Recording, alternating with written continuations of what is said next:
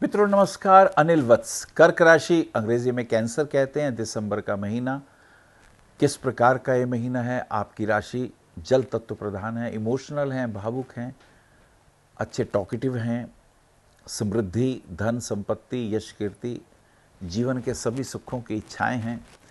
ये महीना कैसे गुजरेगा? बिजनेस पॉइंट ऑफ व्यू से कितने फायदे होंगे? प्रॉपर्टी के दृष्टिकोण से क्या लाभ होंगे? हेल्थ इश्यूज कैसे होंगे? और अगर हम अपना कोई जॉब कर रहे हैं तो उसमें कितना लाभ होने वाला है? प्रमोशन है या नहीं? आइए इनकी बातें करते हैं। पहली, दूसरी, तीसरी तारीख की अगर हम यात्रा करें तो समय अनुकूल है, पॉजिटिव है और बहुत अच्छे उद्देश्यों की प्राप्ति के लिए अच्छे निर्णय भी लिए हैं और उस पर आगे बढ़ने के लिए भी संकल्पवान हैं। तो ये तो बहुत अच्छी बात है। और सबसे बड़ी बात क्या है कि ये समय आपके लिए अनुकूल राजनीतिक जीवन से भी बहुत अच्छा होगा।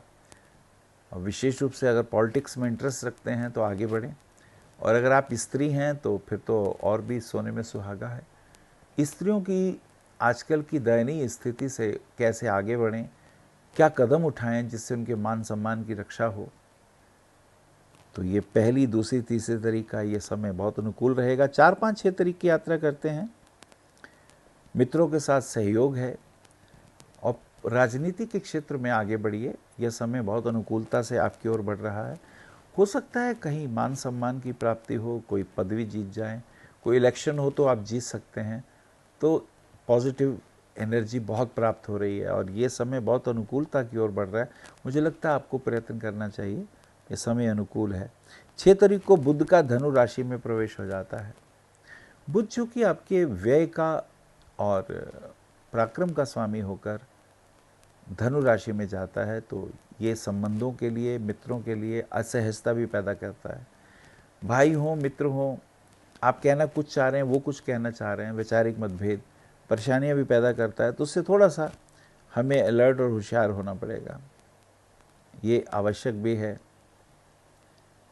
और 6 तारीख को एक और ख़ास बात है कि घर में कोई रेनोवेशन का कार्य हो रहा हो या परचेजिंग की बात हो, विवाह इत्यादि के दृष्टिकोण से सक्रिय हों तो ये बहुत अनुकूल है। समय भी अनुकूलता की ओर बढ़ता हुआ दिखाई देता है। चलिए 7, 8, 9 तारीख की यात्रा करते हैं। प्रॉपर्टी के पॉइंट ऑफ व्यू से अगर आपने कहीं इन्वेस्टमेंट करने की सोची है तो पेपर चेक कर लीजिए, और कहीं पैसा एडवांस देना है तो उस प्रॉपर्टी को भी अच्छी तरह जांच लीजिए, कहीं उसमें कोई परेशानी तो नहीं है। मुझे लगता है परेशानी आ सकती है, पेपर में कोई कमी हो सकती है। तो अपने वकील को बिना दिखाए कोई भी सौदा ना करें और पैसे अग्रिम ना दें, अन्यथा परेशानी बढ़ने वाली है, कोर्ट कचहरी तक जा सकते हैं। तो मुझे लगता है हमें बहुत ज़्यादा कॉन्शियस होना पड़ेगा, ये इम्पॉर्टेंट भी है। 9, 10, 11 तारीख की यात्रा करते हैं। कुछ स्वास्थ्य के लिए ठीक नहीं हो रहा, लगता है पेट में तकलीफ आएगी या कमर में दर्द हो सकता है। खाने पीने के मामले में थोड़ा सा ध्यान रखिएगा, नहीं तो तकलीफ बढ़ सकती है। और आज अमावस्या भी है, 11 तारीख है। मंदिर में कुछ ना कुछ दान दें, वस्त्र हैं, भोजन है, धन है, जैसी आपकी श्रद्धा हो वैसा कर सकते हैं। 12, 13, 14 तारीख की व्यवस्था करते हैं। ये समय कुछ स्वास्थ्य के लिए ठीक नहीं लग रहा, स्वास्थ्य खराब हो तो कुछ अच्छा नहीं लगता। और मुझे लगता है कि ये विशेष रूप से ध्यान देने की बात है। बच्चों के हेल्थ इश्यूज भी आ रहे हैं, उनका भी थोड़ा जागरूक रहें। बीमारी जब आए तो उसका हमें पहले निदान कर लेना चाहिए, नहीं तो परेशानियां ज़्यादा बढ़ जाती हैं। चलिए आगे यात्रा करते हैं। 15, 16, 17 तारीख की यात्रा करते हैं। 16 तारीख को सूर्य का धनु राशि में प्रवेश हो जाता है। सूर्य जो कि धन का स्वामी होकर धनु राशि में जाता है तो कुछ खर्चे कराएगा। कुछ आवश्यक खर्चे हैं जो कि अनअवॉइडेबल हैं, वो हो जाएंगे। उसमें थोड़ा सा आप विवेक से खर्चे करें, क्योंकि ये समय प्राप्ति कम है और खर्चा ज़्यादा हो रहा है, इसका हमें ध्यान रखना होगा। That is important. 14, 15 और 16 तारीख की यात्रा करते हैं।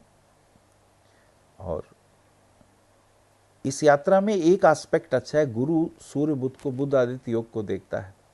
गुरु जो कि भाग्य का स्वामी है, भाग्येश और धनेश का दृष्टि संबंध पैसा प्राप्त भी कराएगा और खर्चा भी कराएगा। ये इसके अंदर खास बात महसूस की गई। इंपॉर्टेंट चीज़ तो यही निकल के आई। 18, 19, 20 तारीख की यात्रा करते हैं, भाग्य अब साथ देगा। कहीं बाहर जाके एजुकेशन के पॉइंट ऑफ व्यू से भी विचार होगा। हो सकता है पहाड़ों पे जाएं, देवी देवताओं के मंदिरों में जाके किसी गुरु का आशीर्वाद ग्रहण करें। यात्राओं के योग दिखाई देते हैं। पार्टनरशिप में थोड़े डिफरेंसेस आएंगे, तो मुझे लगता है कि उसमें ध्यान रखिएगा, आपके साथ चीटिंग ना हो, कोई नुकसान या तकलीफ की बात ना हो, इसके लिए अलर्ट रहिएगा। 21, 22, 23 तारीख की यात्रा करते हैं। 21 को मोक्षदा एकादशी और गीता जयंती भी है। भगवान कृष्ण ने जीवन को जीने के लिए आधारभूत 6 मार्गों की चर्चा की है। उस मार्ग के अंदर ज्ञान भी है, वैराग्य भी है, भक्ति भी है, ध्यान भी है, संन्यास भी है, कर्म भी है। सभी मार्गों का उद्देश्य एक ही है कि मनुष्य अपने जीवन में अप्रभावित रहता हुआ दुख और सुख से, लाभ हानि से, यश अपयश से आगे की ओर बढ़े। तो ये बहुत महत्वपूर्ण संदेश। 22, 23, 24 तारीख की यात्रा करें। 23 तारीख का अनंत त्रयोदशी है और मंगल का तुला राशि में प्रवेश हो जाता है। मंगल तुला राशि में, शुक्र मंगल का योग आ जाता है। आर्थिक दृष्टिकोण से अच्छा योग, घर में कोई रेनोवेशन का काम होगा, खर्चा होगा, विवाह इत्यादि के दृष्टिकोण से कुछ विशेष उपलब्धियां सी दिखाई देती हैं। 24, 25, 26 तारीख की बात करते हैं। 25 तारीख को शुक्रवार का शुक्र का वृश्चिक राशि में प्रवेश है और उसी के साथ साथ क्रिसमस डे भी है। जीसस क्राइस्ट की उनकी स्मृति का दिन। प्रेम के द्वारा, करुणा के द्वारा, दया के द्वारा हम एक दूसरे के साथ संबंधों को विकसित कर सकते हैं। ये महान संदेश इन संत ने दिया हमें।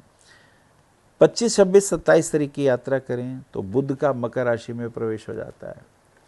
बुध का मकर राशि में प्रवेश, बुध जो कि व्यय के और पराक्रम के स्वामी होकर जब 7th हाउस में आते हैं तो पति पत्नी के रिलेशन में भी परेशानियां आती हैं।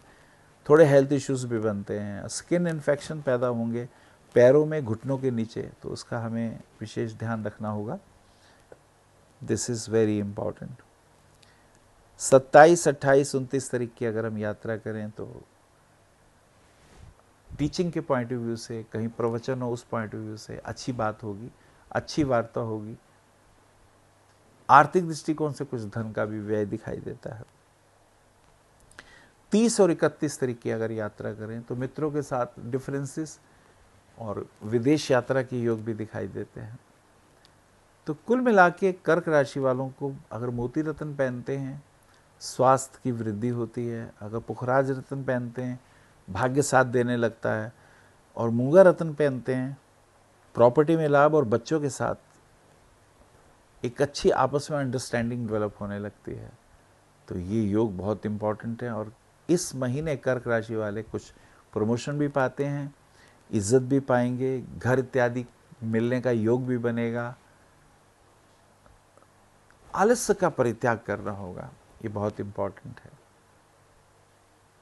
और कर्क राशि वाले अगर भगवान हनुमान जी और शिव जी का स्मरण करें तो उनके बहुत से कष्ट, अरिष्ट, अनिष्ट भी दूर होने के योग दिखाई देते हैं।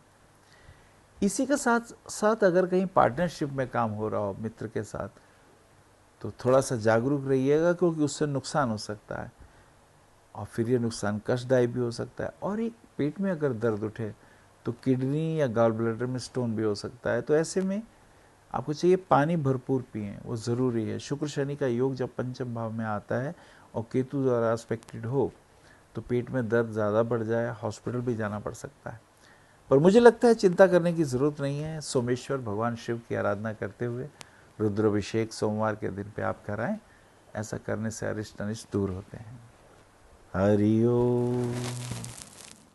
आप आचार्य श्री अनिल वत्स जी के ज्योतिष व ध्यान संबंधी प्रोग्राम www.astroanilvats.com व मासिक राशिफल YouTube पर भी देख सकते हैं। विशेष जानकारी के लिए संपर्क करें भविष्य कथन VE279 गली नंबर 6 हरिनगर न्यू दिल्ली 110064।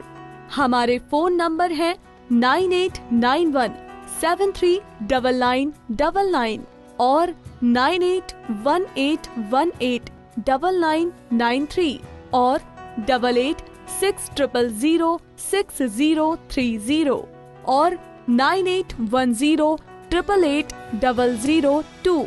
हमारी वेबसाइट है www.bhavishyakathan.org। ईमेल है acharyaanilvats@gmail.com। अपॉइंटमेंट के लिए संपर्क करें सुबह 11 बजे से शाम 6 बजे तक।